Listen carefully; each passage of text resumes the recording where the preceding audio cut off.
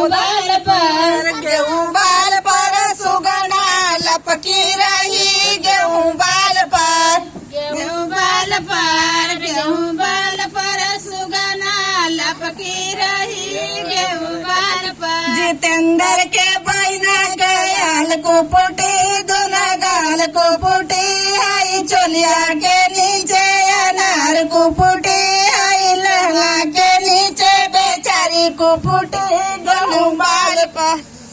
गेहूं बाल पर, गेहूं बाल पर सुगना लपकी रही गेहूं बाल पर।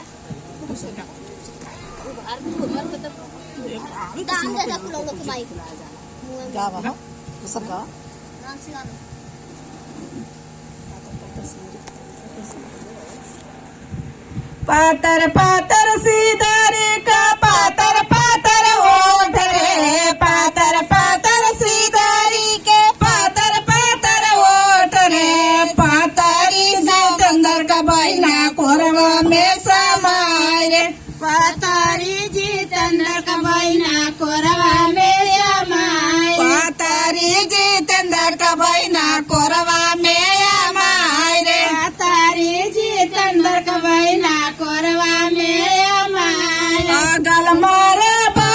मारे तन को ना बुझो रे, बगल मारे तन को ना बुझो रे। बोला चिनारी जितेंद्र के बहना के निहुराई के मारा हृदय जोड़ा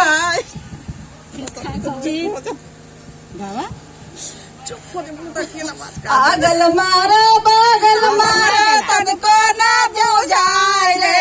आगल मारे बगल मारे तन को ना बुझाए रे, टांगिया उठाई के मारा हृदय जुड़ाए रे, टंगिया उठा के मार हृदय जुड़ाए। पातर पातर सीधारी का पातर पातर होठ रे, पातर पातर सीधारी का पातर पातर होठ रे, पातरी समाधि का बहना कोरवा में समाये रे, पातारी समधी का बहना कोरवा में समाये, पातरी समाधि का बहना कोरवा में